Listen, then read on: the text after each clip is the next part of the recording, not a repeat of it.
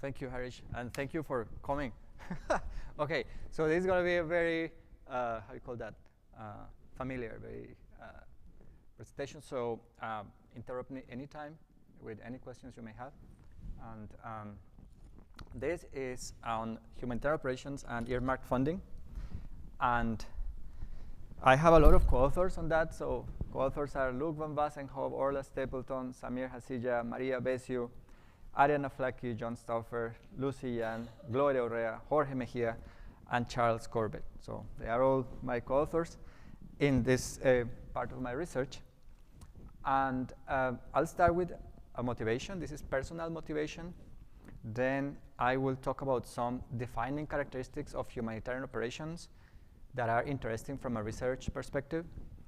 Then I'm going to go to earmarking and operational performance, then earmarking and fundraising, and I'll conclude with some ideas for future research. So the idea is like that, you guys stay enthusiastic about this area. And so the first thing is the definition. So what is earmarked funding? So it's funding that is given or requested for a specific purpose. The purpose can be geographic, like helping in one part of the planet, or it can be thematic. You want to help a particular population, or both. You want to help a particular population in a given place. Then, so I have had several encounters with earmarking in my career. The first one was when I was a practitioner before I was an academic. I was working in the city of Bogota in Colombia. This is the capital city. And we had a big problem at the time with internally displaced persons because we had an internal war and many were coming to Bogota. And we received a donation from UNICEF at the time to help the children of IDPs.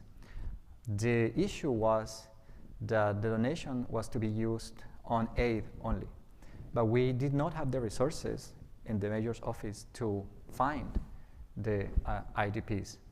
And that was not just straightforward, because if you think about it, if you are an internally displaced person, you may not trust the government or any authority, so you're hiding. And it is costly to go and find you. So we could not find the people, we could not spend the money, and we could not relocate the money. So a good thing, which was money for a particular population, then had the issue that we could not really spend it on something else that could have helped us reach out to this population. Then I had a second encounter when I was doing my PhD. I was studying cars at the time, vehicle fleets, because in many places, if you don't have a car, you cannot get there. And what I saw was the use of earmarked funds for vehicle procurement, maintenance, and the effect on replacement as well. So it was good for organizations because they had their vehicles funded, but some issues they had were fleets that were not standardized. In some more cases, fleets that were too long, too large, or too old for what they needed them. This was all published in a paper in 2011. And then my third encounter with earmarked funding was this summer. I was in Puerto Maldonado in Peru doing research on mining and reforestation. And the organization I was working with, Caritas Peru, had the same issues with assets that I had seen like more than 10 years ago. So this is still happening. So they were earmarking funds for asset procurement. And this was for cars, boats, and electric generators. So earmarking is part of a larger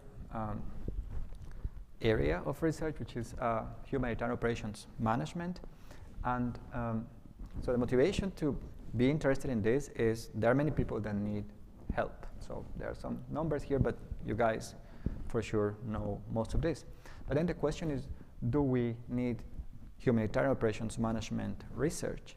And the answer would be, in my opinion, yes, particularly because of the use of scarce resources. So scarce resources is something we are very good to deal with in operations management.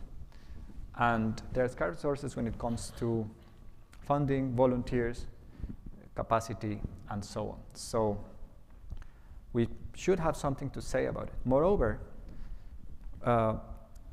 nowadays with crises that affect firms as well, maybe there is something those firms can learn from humanitarian organizations. I have not looked into that with like carefully, but that's something I would like to think more about. So humanitarians are very smart.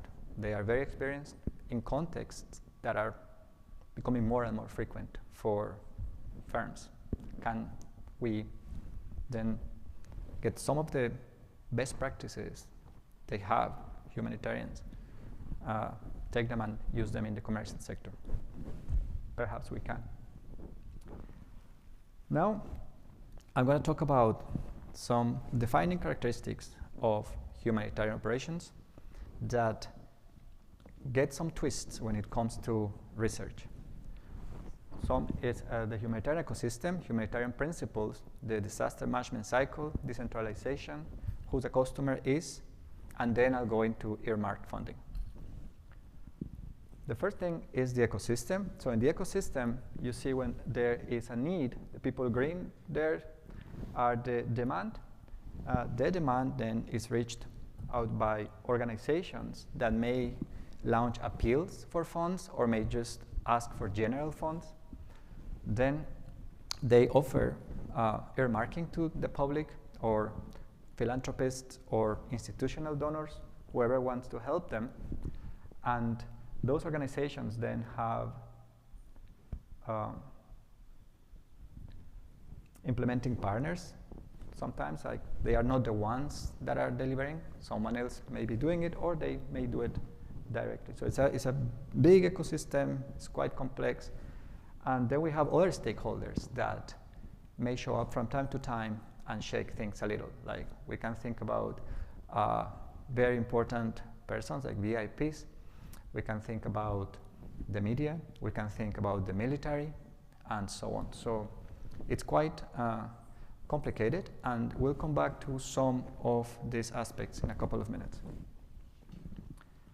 Then we have the humanitarian principles.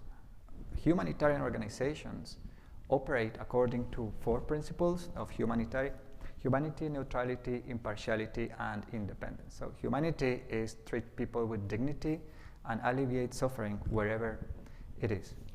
Neutrality is in case there is an armed conflict or a war, they are supposed to help both parties or all the parties the same. So they should not take sides.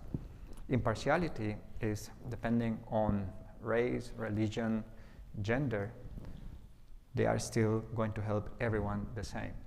And independence, they should be able to separate themselves from agendas of governments, multilateral organizations, and so on. So these are ideal principles. They cannot always follow them, but they always try to follow the humanitarian principles. And then the principles add some twists. If we think about profit versus humanitarian operations, suppose you have 3 potential markets, and then you're like a retailer, you're Walmart or Costco or any of those. You may find that the 3rd market is too far or is too small. So you're not going to serve those people because the cost is too high, then there's not going to be revenue, and that's it. And that happens in reality. We have a lot of food deserts in the United States precisely because retailers don't see profit into some markets. So that is fine because the motivation of these organizations for profit is to make money and so forth. But if you're a humanitarian organization and you have a situation that is similar, you're operating in 2 parts of a country or something like that, and then there's a 3rd place that is very remote and not many people are there, but they suffer a disaster, no matter how expensive it is, if you have the capacity, you will go there. And of course, if you add this into the average cost per beneficiary, well, that's going to go to the sky, because you're going to use helicopters, you're going to use whatever you need to use, and you're going to get there. So because of this type of situation, many times you hear for-profit firms saying, oh, humanitarians are so inefficient, like these people spend so much money, give it to us and we'll get it done. So they will get it done, but they'll get it done perhaps not according to humanitarian principles. So that's something important to keep in mind. And in fact, humanitarian organizations care a lot about performance. And they care in a way that does not compromise their mission, the humanitarian principles. So they have a utility function that depends on donations that are given by whoever gives them money, and performance. A performance, you can think about per dollar performance, like how much of each dollar they receive is going to go to the people in need.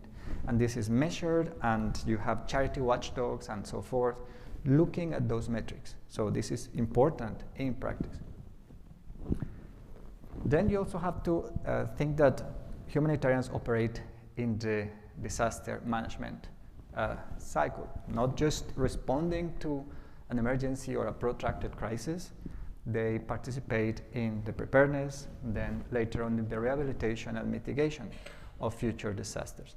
When there is not enough support from governments, for example, they go into building infrastructure in places that need it. So you can think about them as, in this disaster cycle that has preparedness, response, rehabilitation, and mitigation, they participate of relief, preparedness and response, as well as development, which is later on bringing the communities back to their life or improving the life quality they had before the disaster, and reducing the risk of future disasters for those communities. So when you think about it, it's all very good, but from a supply chain perspective, it's quite tricky. In the case of relief, if there is a disaster, the service needs to be urgent. It's highly uncertain because you may not know how many people there are, what roads you can use. You may have sufficient funding for your capacity. As a whole, there may not be enough funding, but you may have enough to respond. And you focus on service. You want to be there fast. You want to help as many people as you can with the money you have. So what I'm showing you here is vehicle supply chain, which is one of the ones I was studying. It starts in Japan. Then you have 5 hubs all over the place that are positioned to respond fast. Of course, this is expensive when there is no disaster. When there is no disaster or big crisis and you run out of money, then you are into the development setting, and there the landscape is completely different. It's less urgent. If you don't get there today, no one is going to die. For example, agriculture, even vaccine campaigns. This is more to help in the long run. It's more predictable. You know who's going to be waiting for you, but you don't have enough funding. And you're focused on efficiency. You want to keep your cost low.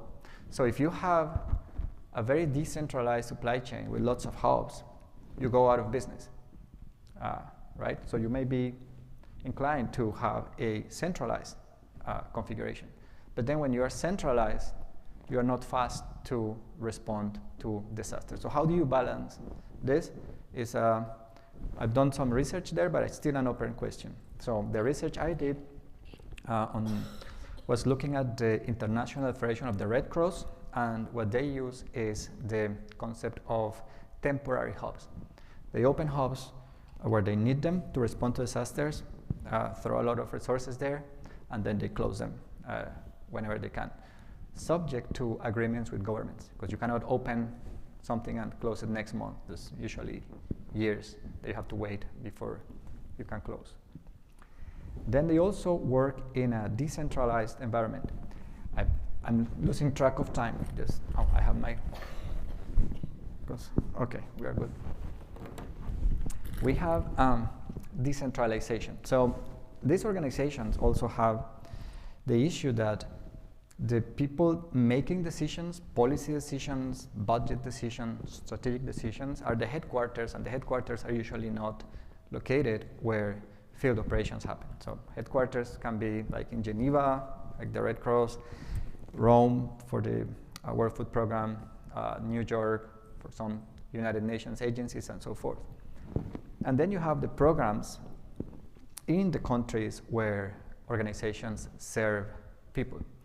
And so this in itself complicates things a bit, but then if you bring the fact that sometimes programs are funded directly by donors, then it gets even more complicated, because now programs are almost independent organizations that are not responding to the headquarters, they are responding to the donors directly.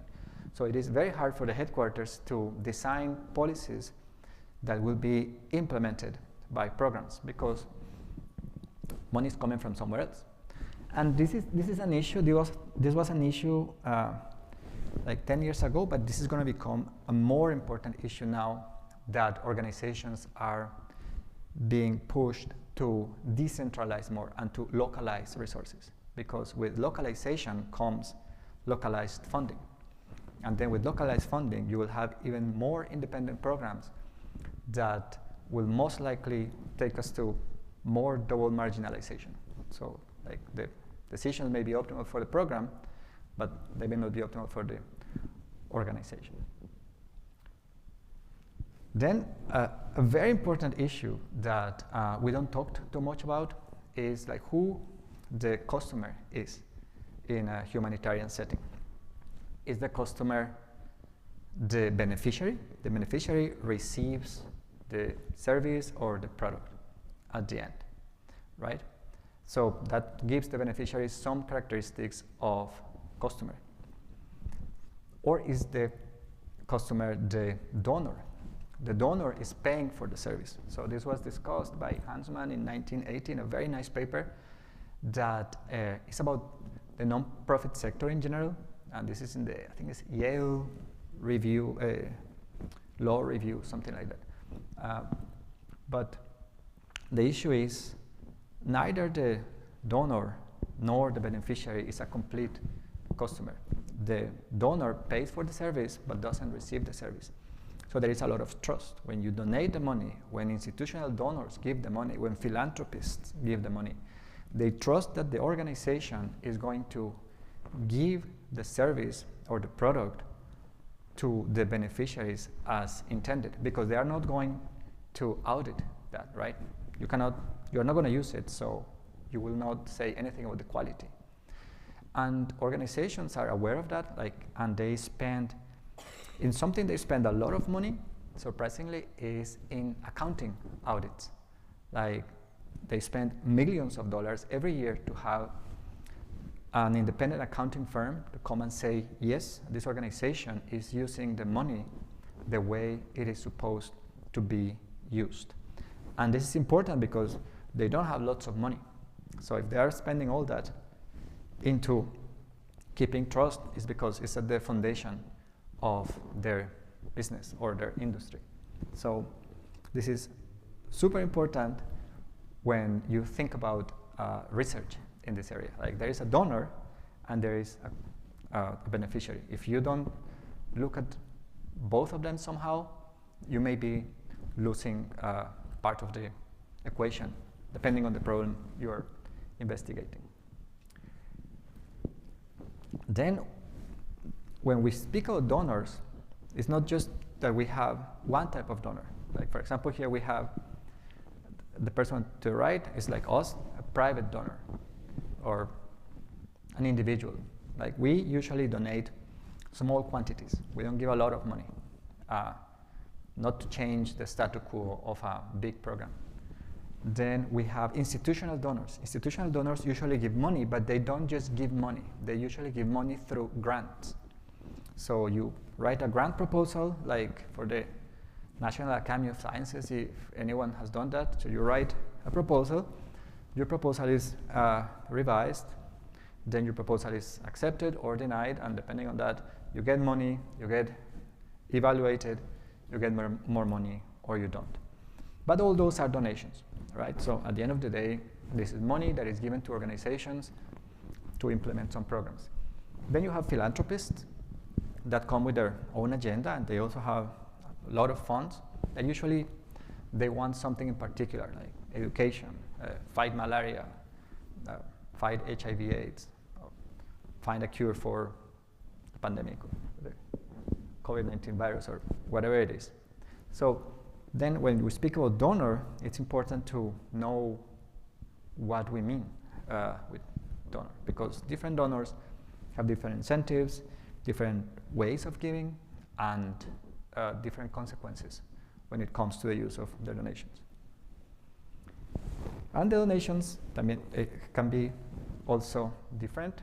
They can come in cash, so you give $20, $50, or $1 million, whatever it is, or you give in kind, so you get together with your church, for example, or your neighborhood, or your children's school.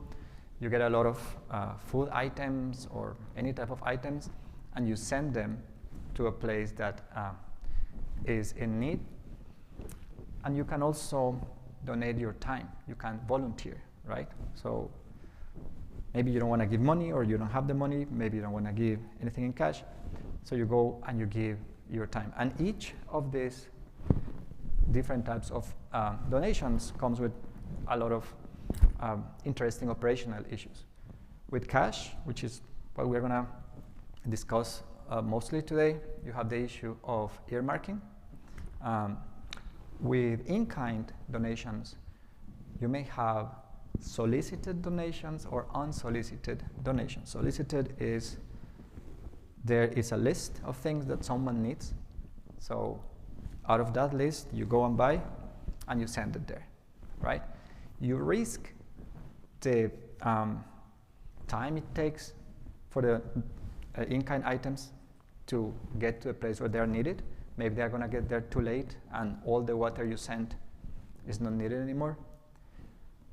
Or it may happen that you just say, oh, there is a disaster in somewhere. I'm going to there's all these children clothes, like my children grow up, they are unused, I'm going to send them all. And you just go and send all those clothes. So those donations, no one is asking you to send them there, but out of goodwill, you donate those clothes. So the unsolicited donations usually create a big mess out of these operations, because you're using scarce resources, like you're creating bottlenecks in transportation, in warehousing, and so forth, that will complicate the work of humanitarian staff. And it's a tricky one, because in many cases, no one knows what comes in the box until they open it there, right? So if you think about, there was this massive earthquake in Haiti in 2010. So there is the plane coming with a container. And then they ask at the Port-au-Prince airport, what are you bringing? And the guy says, I have no idea. So, oh, if you don't know what you're bringing, I cannot let you land. Well, then I crash, because I don't have enough fuel to come back with the cargo. So I need to leave the cargo here. Then the plane lands. You take the container out, open the container, and it's something that is not needed, like coats. Well, it's like over 100 Fahrenheit or 35 Celsius there, so no one is going to need coats. No one is going to need clothes, most likely. No one is going to need, at that point in time, children toys and so forth. But now they are there, the soil. They are taking space, you have to move them. Then you have to relocate stuff to move all that cargo. And you cannot leave it in a place where people can see it, because it immediately gives the idea of corruption. There is all that aid there, and they don't want to give it to us. Like, what's wrong with these people? So I have a case written a long time ago about a different disaster, an earthquake in Colombia, where humanitarian staff had to dig a hole overnight to throw a lot of stuff they didn't need, because they couldn't put it in the warehouse because they needed the space. They couldn't leave it outside because people will see it and they were desperate for help. So the only thing they could do was just dig a hole, and it's a massive hole. And if you think about it, like, you're trying to respond to this disaster, you're so busy, and now you have to deal with this issue. So I think some people call this the disaster within the disaster because of how complicated it is. And it's not easy to deal with it because the solution would be very simple. You stop everything at the point of departure, right? So, but who's gonna know what is needed? And even if it's needed, when it's donated, there may be bottlenecks to access the disaster area, and when the stuff comes, it's not needed anymore. Then others could say, well, the solution is never accept in-kind donations, but that's not a solution either, because in some cases, there is no way to use the cash, right? So, okay, you give people vouchers, but there is nowhere they can go and exchange those vouchers for food or anything like that. So you may need still those in-kind donations. And then when we go to volunteering, it's also a tricky one, because you may have experienced volunteers, inexperienced volunteers. Like, you have ad hoc volunteers that show up. Like in Oklahoma, before the pandemic, there were these tornadoes, and in a town of over 500 people, you had like over 1,000 volunteers showing up, like people with no experience or anything, and they get there, and at night, well, they need a place to stay, but everything was wiped out, so they didn't bring shelter, like a tent, so there is no shelter, they will need food. So now, instead of needing to help 500 people, you need to help 1,500 people, because all those volunteers that came are becoming victims as well. Like, you cannot just leave them because they were not living here before. And then the issue is also, with volunteers, they have private information on their skills. They may be very skilled or not skilled at all. You have to trust them. If someone comes and says, well, you know, like, I'm a paramedic, are you gonna trust that person if there are no credentials, you never saw that person before, no idea, what are you gonna do? Others may not show up, so they may be scheduled, but they are volunteers. Something else came, and they couldn't make it. So now you have an issue with the scheduling the workforce. So that's complicated. Even with experienced volunteers, you have the problem of retention, right? So you have these people that are super engaged, but they just may get tired, and they have so much, so much experience working with you, but you don't really have many ways to keep them with you. So what are you going to do? You cannot pay them because you don't have money. So you need to be creative about how you're going to retain those volunteers. So all this is related to donations, and it also complicates things a little in this ecosystem. And then we go to earmarked funding. So this is what I'm going to spend most of the time now. Any questions? It's funny because most of you know all this stuff, but here we are. So we come back to the definition: funding that is requested and or given for a specific purpose. There is a document that formalizes the definitions of earmarking, the grand bargain, that started in 2016, which is like a big meeting of donors, institutional donors, and international organizations came up with this idea of passing more of the decision-making related to aid to local communities and reducing earmarking. And for that, they need to know what earmarking is. So there are 4 levels. You have unearmarked funds that are given to an organization to use them whatever way the organization wants. Softly earmarked, this is either for a geographic region or for a strategic objective. So it's to be used in Africa or Latin America, and that's it. Or to be used for children, and that's it. Then you have earmarked, that goes, for example, to a country or a program. And then you have tightly earmarked, that it goes for a country or region, and also for a theme. So these are the different levels. So you can even think about, if you're going to model earmarking, you can model it as a 0-1, right? Because there are different levels of earmarking. It's not fully earmarked or not earmarked at all. There may be in-betweens, and those in-betweens have been formally defined. And the idea was originally, I think, and it has been for a while in the humanitarian sector, to reduce earmarked funding. So they say, oh, earmarked funding is bad, we need less earmarked funding. Then, how prevalent is earmarked funding? So for the United Nations agencies in 2023, for a budget of $67 billion, something like 87, they had a funding of around $67 billion. But another figure from 2021 said that around 87% of the donations were earmarked. So in 2023, it's a little more than 87, but I didn't have the number. I have a chart though. So you have, from the same source, horizontal axis is all the names of the organizations, and their budgets are in the vertical axis. What matters is the red is earmarking, and this is 2011. So don't try to read because you're too far, but what matters is the red, and the red of 2011 compared to the red in 2023. So at the top, 23, what matters is there is more red in 23 than there was in 2011.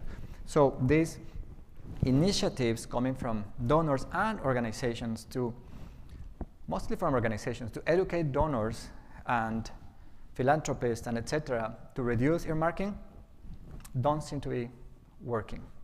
And the question would be, okay, so why is this not working? So we'll get that in a minute, but so before that, I want to conjecture that, okay, for large United Nations organizations, earmarking is huge.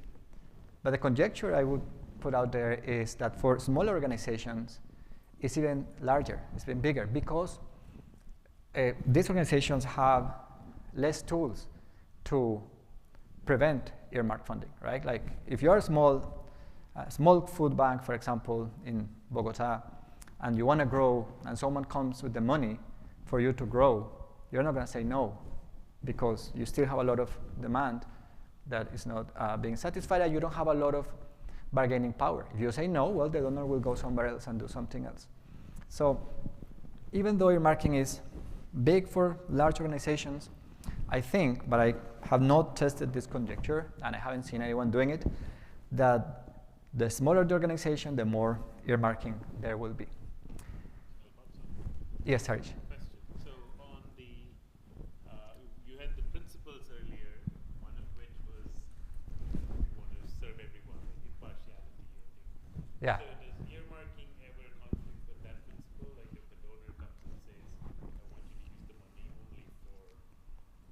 It does, yeah, it does, and it's one of the reasons why organizations don't like earmarking, but it is also one of the reasons why they do like earmarking. Because if you think about the example I had about the mayor's office in Bogota, so that the internally displaced population, persons, were not seen by anyone. So the money that was given was to reduce partiality, or to be more impartial, to include that population. But in some cases, it can be seen as the opposite, right? When you're giving to someone, you are not giving to someone else. So the organizations say no one knows as well as we do who needs and what they need. But donors are, well, I don't care. So sometimes you can think that partiality or impartiality is compromised, or even neutrality, which is a little more delicate. Okay, so now we're going to talk. Yes, Mary.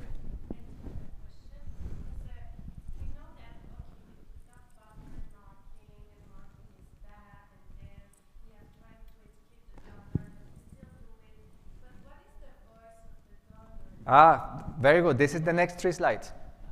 Okay. Yes.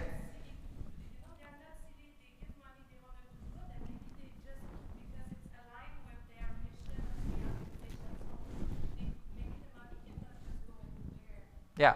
So I could skip the next 3 slides because that's exactly what I'm going to say, but with pictures. So, okay. So this is donations as a function of earmarking. So something that is has been established before is that private donors, people like us, prefer earmarking. And there's the reference. And if you think about it, it makes a lot of sense. Like we, the people, think about helping someone. We don't think about, oh, I'm going to help children through UNICEF. I want to help children, right?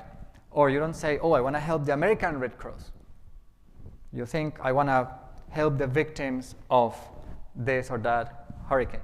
So we think when we're donating, usually, well, many people do. I don't think like that because I've studied this for a while, but most people think concrete. You want to give, your willingness to help is help for something concrete. And then you prefer earmarking. So what earmarking does is it doesn't make people donate more. It makes more people donate. So it increases the likelihood of a donor giving to an organization versus non-earmarking. It's not that if you have earmarking versus non-earmarking, it's not, oh, because you have earmarking, I was going to give anyway, but I'm going to give you more money now. You have your budget, and that's that. But someone that wants to help thematically or geographically may decide not to do it because you cannot choose that, and you may not trust the organization, right? Because trust is at the center of the whole thing. And this is for private donors. So earmarking is good because it's more donations. So earmarking is not necessarily bad, in my opinion. It's bad operationally, but it's not bad from a fundraising perspective. Then you have institutional donors. Institutional donors, if you think USAID or ECHO or whatever, the institutional donor is, they have political agendas. So they, this is like, they have strategic objectives around the globe. And they have those funds to be used there or to be used for that population. And if you're an organization and you don't want to do it, well, too bad. There will be another one that will do it. Because organizations are competing in a market of donors. They have a capacity they want to use, they want to help people, and earmarking is a way to compete, right? So if you allow earmarking, if you participate of this, then you're more likely to get those funds. And then the other group I showed up before is philanthropists. So philanthropists have features of both institutional donors and private donors, because these are, in principle, private citizens that have very large endowments to give, and they want to give those endowments for the causes or the places in the planet where they see fit or where they think those funds will work best. Now, not everything is earmarked, and not all the organizations are earmarked. The very famous example is MSF, right? Like Medical Doctors Without Borders. They claim that most of their money is not earmarked.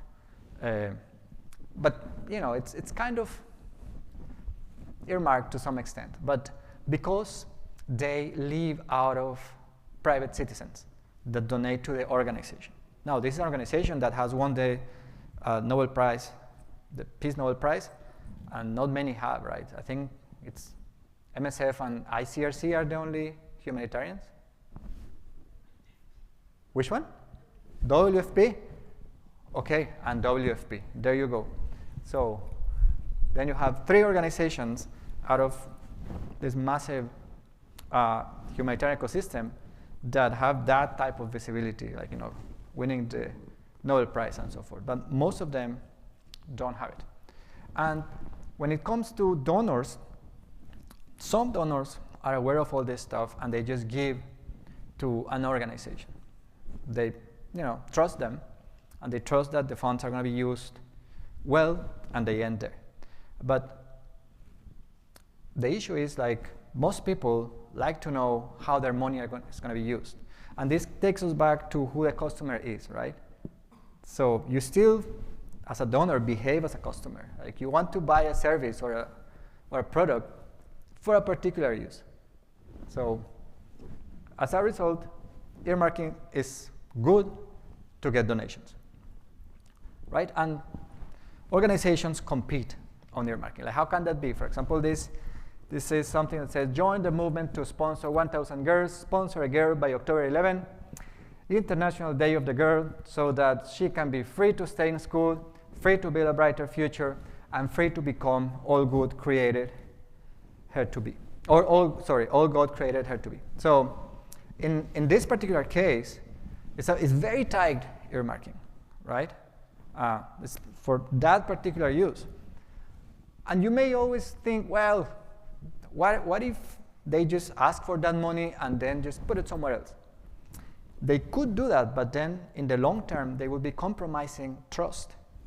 And if there is no trust, this whole thing it's a big issue. I remember, I don't remember how many years ago now, but at some point in the last 10 years, there was this big issue with the American Red Cross because somehow the salary of the CEO came to the public. And people were very pissed that this CEO needed to eat and needed a competitive salary. So how can it be that this person is making so much money in the American Red Cross? American Red Cross is $1 billion organization that needs to be run, like with good management and so forth. But it's very hard for people to understand that. So I had a question about that. So with earmark, they also earmark that it's not to be used for overheads and to be used directly to support people? Yes, and we're going to see an example of that in a paper. Another way you can say is, I want all my money to be used for the people. Yes. Right.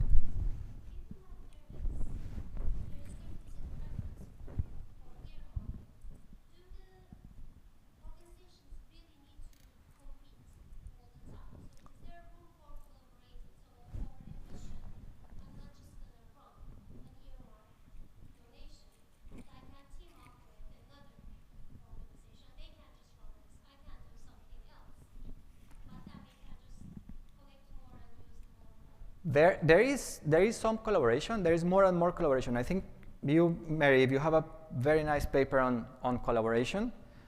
But that collaboration is more on the use of the funds, but not on the way they're being asked for. So I also have a paper on what if we collaborate in fundraising with Aryan Aflaki. And that would solve a lot of things. But for some reason that is very hard for me to understand, humanitarians have a very hard time collaborating. And my conjecture there is a lot of idiosyncratic stuff. There are a lot of experts coming from different backgrounds, different religions, different, like, how you call that, professional, but like some people don't like managers, don't like MBAs, or like, and stuff like that. So I don't know if this is at the personal level or what triggers it, but in practice, it's hard for them to compete, I think. There is the logistics cluster that is supposed to be like an official, an institutionalized way to collaborate in the humanitarian sector, but even there, many people feel left out. They don't feel like this is inclusive, that there's real collaboration. They feel, well, it's the same organizations that were talking before, but now they are saying that they're talking for all of us, and that's not true. That's not the case. So yes, there is space for that. I think it would help, but it's hard to implement. It doesn't mean that it cannot be done. Like, you could, as you say, you could have organizations that kind of distribute the market, so there's no overlapping, for example. But for some reason, it's not there. And I don't know. What do you think? You have the paper on collaboration. I think it's because, people don't like humanitarian should be virtuous, right? Yes. In the sense, but it's hard for people to admit that this is a competitive market. It is a competitive market with different organizations that needs money, that has to offer. So it's a competitive market, but because it's humanitarian, it's as if it shouldn't be that way, but it is that way. So that's why collaboration is hard, because they all have to survive in a competitive market. Yeah. Well, that's a good point. Yes, Faisal. also, like the interpretation of the humanitarian principles are different from different organizations. So MSF is like notoriously are not buying into the impartiality in the sense that they go off and they say that there are good guys and bad guys, and I'm not going to operate with bad guys. So they do not like collaborate with ICRC all the time because they have a very different understanding. Okay, then it also comes to the interpretation of the humanitarian principles. I know, Erika, you had all this work with senior logisticians. What did you learn out of that? So that part, like, we were just looking at the wrong part, right? So it's not about like where the funding was coming from, but there was a lot of in-kind donations, for example. So you have to deal with that in-kind food, even if you have how should they work with all the time, because it's not always available all the time, even if it's the most cost appropriate way. So it was creating a lot of issues at the last mile delivery, but that was the problem for the senior logisticians as well. Okay. Well, then that complicates things more. And you also have, with Erika, with the, yeah. What did you learn there? Okay.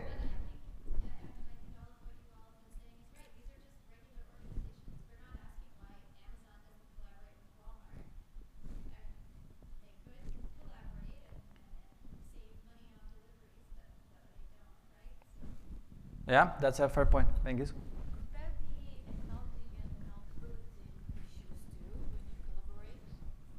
There could be maybe related to interpretation of the humanitarian principles, right? So, yeah. But yeah, and that's a good point with Walmart and Amazon.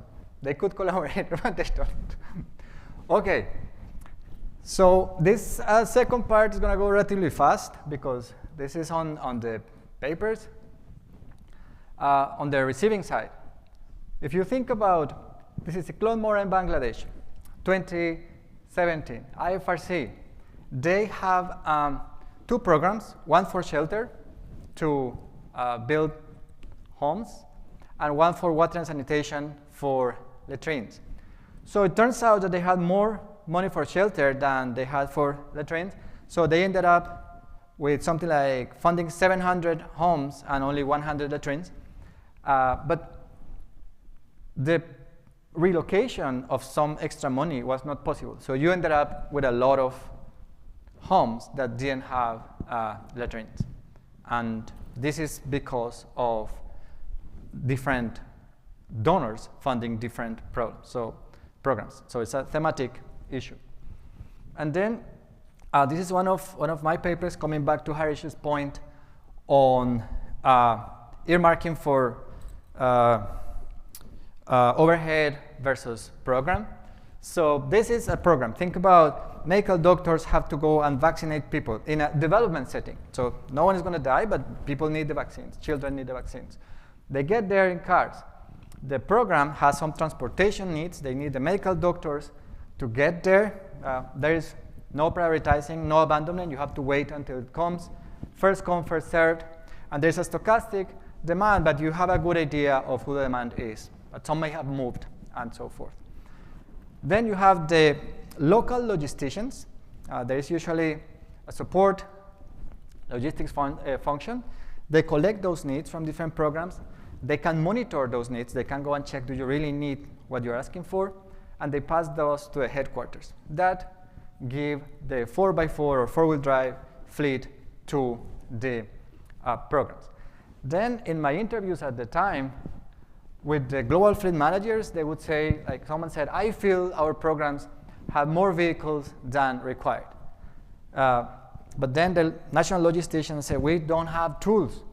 We don't have the effective monitoring tools, because if you go and realize that the program needs less cars, the worst thing you can say is, well, we're not going to give you all those cars. We're going to give you less. You're not going to penalize them by saying, well, now you cannot go and vaccinate anyone, right? Because you're not going to do that. Also, there is a power issue there that I have never mentioned in a paper, but usually the logisticians are locals, and the program people are expatriates. And there's a huge power issue there. Like, it would be almost unheard of that a logistician is going to go and tell an expatriate no. So then all that monitoring is very ineffective. And the program is saying, we don't have enough cars. We need more cars. And then it is important. Well, only for the international fleet, it's more than 80,000 vehicles, and this is an estimate of like 15 years ago. The unit cost per car is like around $20,000. So if we think even an inflation of 10%, that's a lot of money. And then the issue is that earmarked donations at the end earmarking increases donations, but it reduces per dollar performance. So we don't really know what's going to be happening at the end. So what can we do? Then with a number of papers have been written, not all by me. I'm not like trying to start some other people, but I'm going to talk about one of my papers here that is related to the problem I just described. So fleets and this setting. So logistics cannot do anything. And then what we have here is the headquarters that they are trying to balance the cost of delay into providing service with running the fleet. And programs that they are delay sensitive and they want more cars.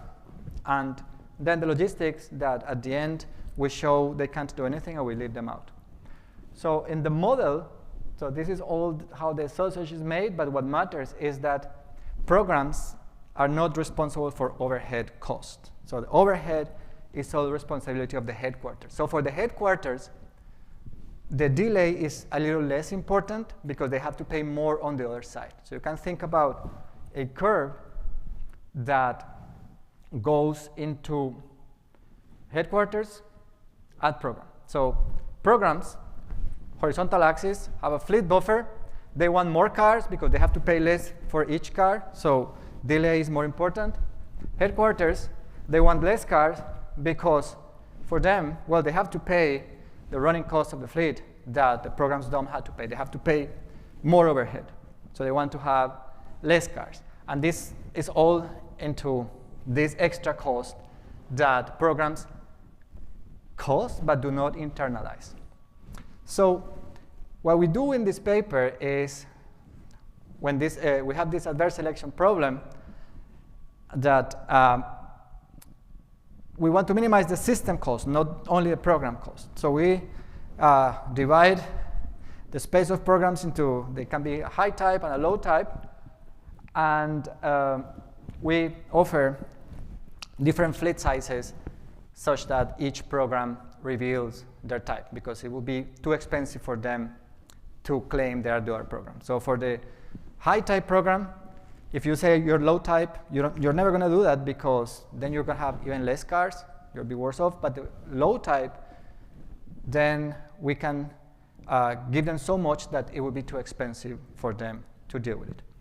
So the insight here is that in this decentralized environment where there's overhead involved, there are incentive misalignments, and we can use an operational lever, which is the fleet size, to coordinate the system.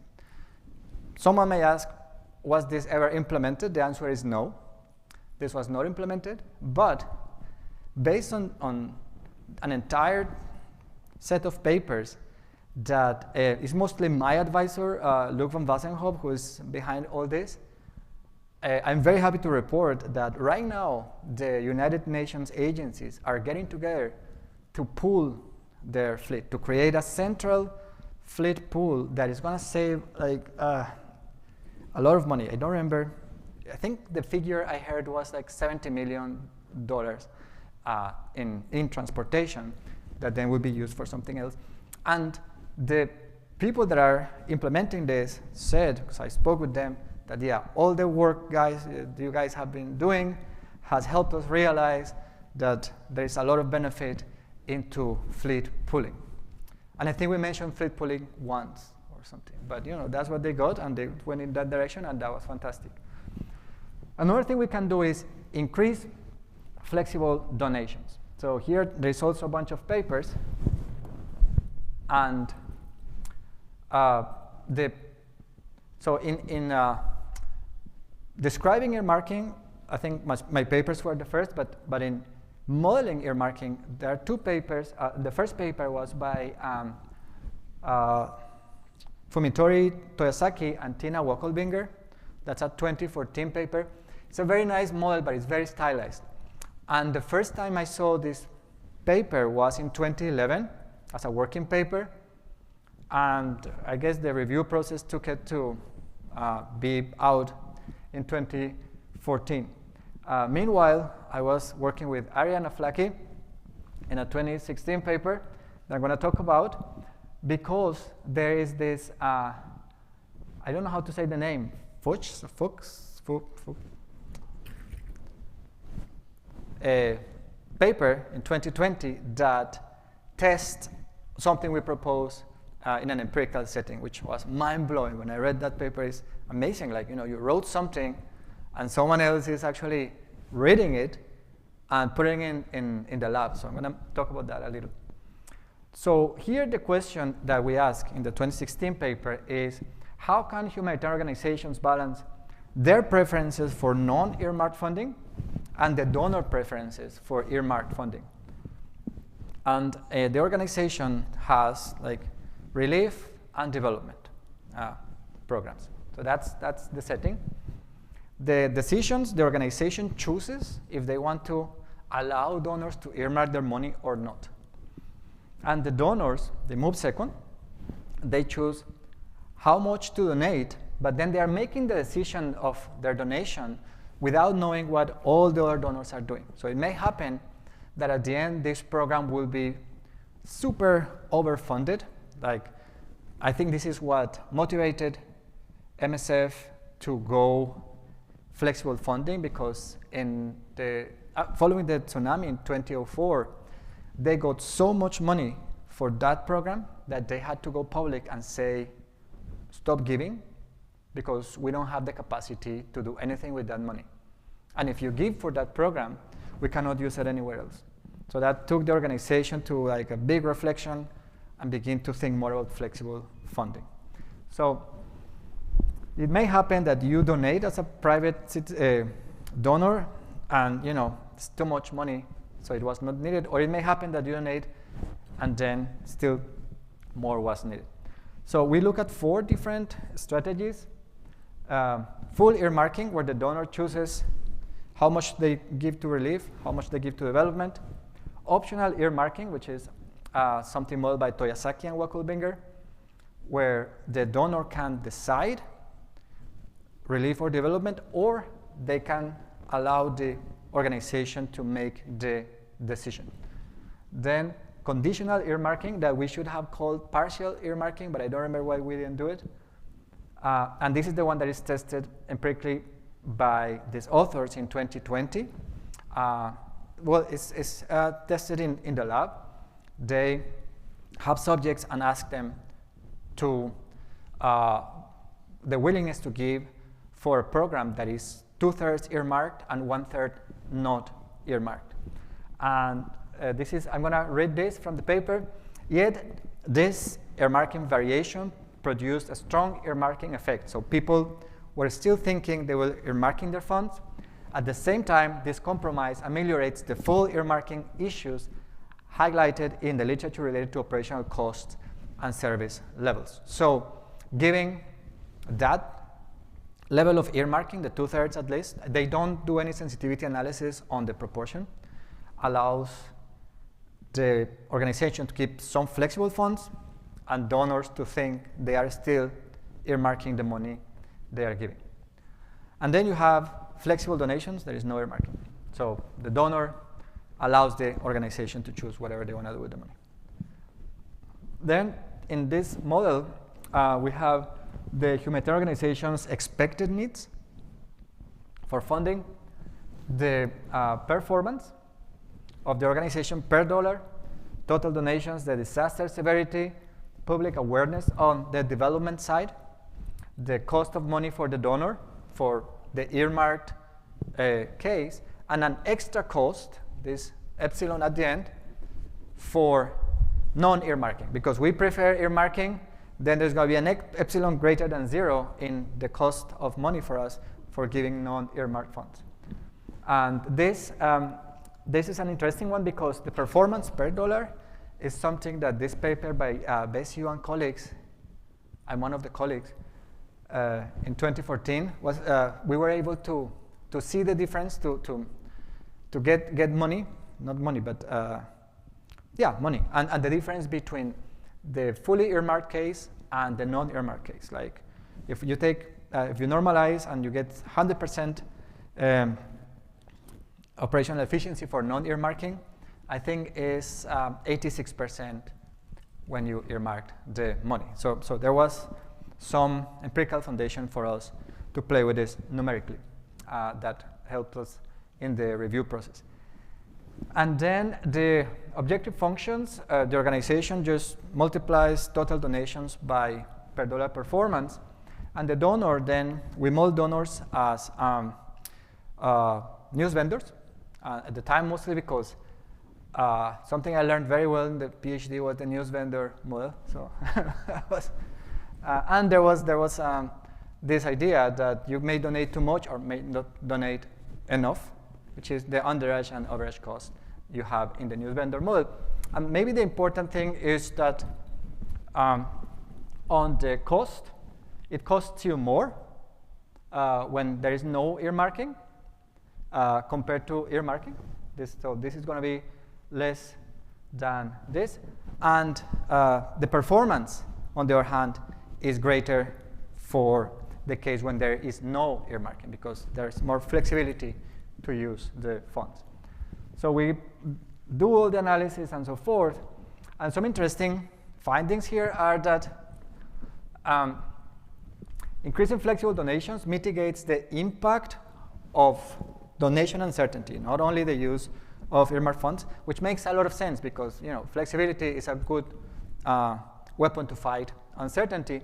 But one that is less obvious is that increasing the public awareness, that parameter D, actually helps organizations to get more non-earmarked donations because D is then the perceived value of the salvage option, right? Like when your money is not going to be used for relief and it's going to be used for development, then if the development program that you're going to help with is visible, you have an idea of what that is, it just doesn't come as a surprise or something, I don't know what these people are going to do with my money, then you may be more willing to give. So it is important then that organizations working in the relief and development space spend or make some effort to make their development programs visible. At the same time, they're collecting earmarked donations for relief. Then this takes us into what we call the public awareness of development programs. And the idea is that if you make those programs more aware, then organizations have more ability to bargain for non-earmarked donations, they improve their performance, and this way they can lower the operational performance issues that come with earmarking. So then to conclude, some research opportunities on the operational implications. This hits asset procurement, replacement, maintenance, standardization. It's a big issue. It's massive, but no one talks about it because in the humanitarian world, you don't want to go and say, oh my God, we have so much waste of resources. When you're asking for money, you'd never say that, right? It doesn't make any sense. But you know there is all that waste. And the way you want to deal with it is asking people to give you more flexible funds. But it turns out that there are operational ways to reduce this negative effect of earmarking at the operational level. It's just that I think something humanitarians have, which makes a lot of sense, is they're always busy. They don't have too much time to reflect. But they listen. So if you come with ideas, if you're respectful of what they do, if you understand the context and so forth, and you come with ideas, they are willing to think about those ideas, no matter how busy they are. So they listen. And you can think about compose or composite service and products, like the one I showed you with houses and latrines, right? So those are different. And private firms as brokers. There is a nice paper by Shantanu Bhattacharya, Samir, and Luke von Wassenhoop, where they model a system with 2 organizations and a broker. And they show that with a broker that is a profit maximizer, the system can still be better off than having 2 organizations interact like independently, because there will be more waste in the way the resources are allocated. And then we have in humanitarian fundraising, how can we use operational performance to raise flexible funds? To, educate the donor by saying, look, we ask for flexible funds because it helps us do things better. So how do we encapsulate that message? Or use earmarking to increase the size of donors, right? So if we are reducing the negative effect of earmarking on operations, then I think we can ask for more earmarked money as well. Like, makes a lot of sense, right? And this can also be expanded to other settings, earmarking, like food banks, government programs, and so forth, because they suffer the same issue. Like, I think the twist is with earmarking, the urgency, the need to be focused on service. Like, in my university, I'm at Notre Dame, and donors, we have a lot of donors there that love to fund new buildings. They want their name in a new building. Building family this, building whoever the third there. And the issue is there is no money for maintenance. So the business school, we have this fantastic building, but our bathrooms are from the 20th century because there is no money to just no donor wants to be the bathroom donor.